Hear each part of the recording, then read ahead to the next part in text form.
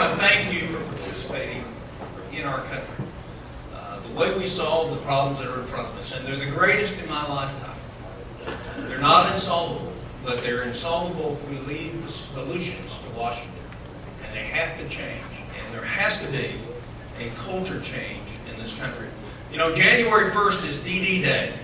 George Will penned that just this week. Demographic Deluge Day. The first of the baby boomers will start taking Social Security. What does that mean to us?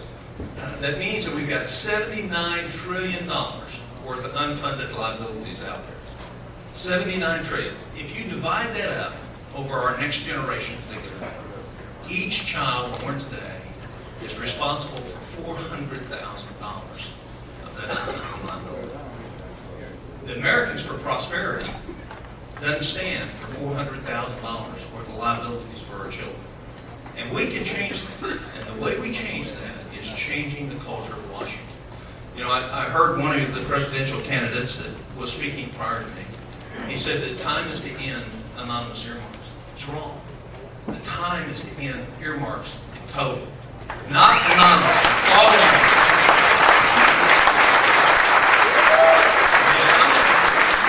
The assumption on earmarks is that Washington knows better than you know. The other assumption is a state can be healthy if the country isn't. And that's not true. We come together as a nation, and our health depends on our nation as a whole being healthy physically, spiritually, and emotionally. And we need real leadership on those issues. You know, I'm reminded of the story of the group of kids that went to the post office, and they saw the 10 most wanted post. And there happened to be an FBI agent coming through, and the postmaster said, "Would you explain what this is to these kids?" And one of the kids said, "Well, are these dangerous?" And he said, "Yes." "Are you going to catch them?" He said, "Yes."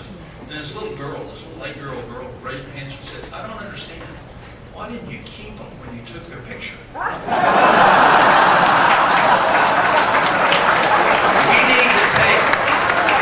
need to take the picture of what we have in the U.S. Congress today and reject it out of hand because of the behavior. Earmarks are the gateway drug to overspending in this country. And they're an addictive habit that causes politicians to think in the short term about their next election instead of thinking in the long term and about the next generation. And that has to happen.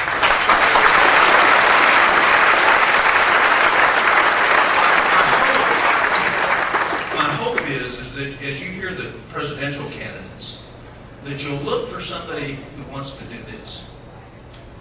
They want to take on the Congress of the United States, and they want to reform it, and they want to veto every piece of junk that comes out of there that isn't thinking about the long term of our country. And if they'll do that, they may lose in Washington.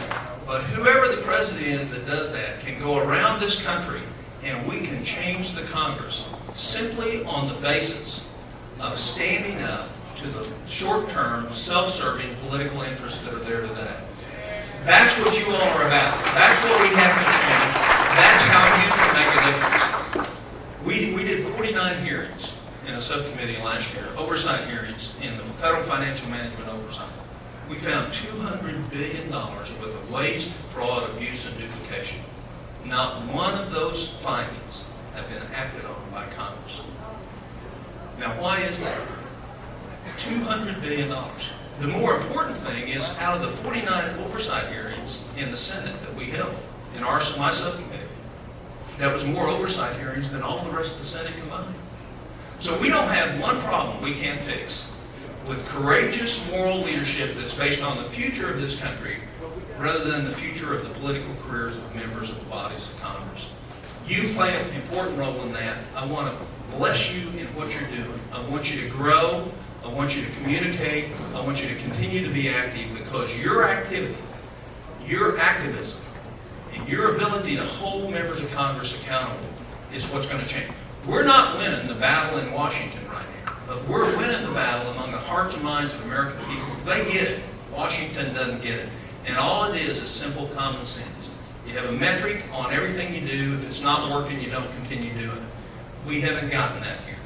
You continue to do what you do. Ask the questions of these presidential candidates. Will you eliminate all earmarks? And will you challenge Congress to be faithful with the small so that they can have the responsibility to fix the big problems, Medicare, Social Security, and Medicaid is in front. God bless you all. Thank you for what you do.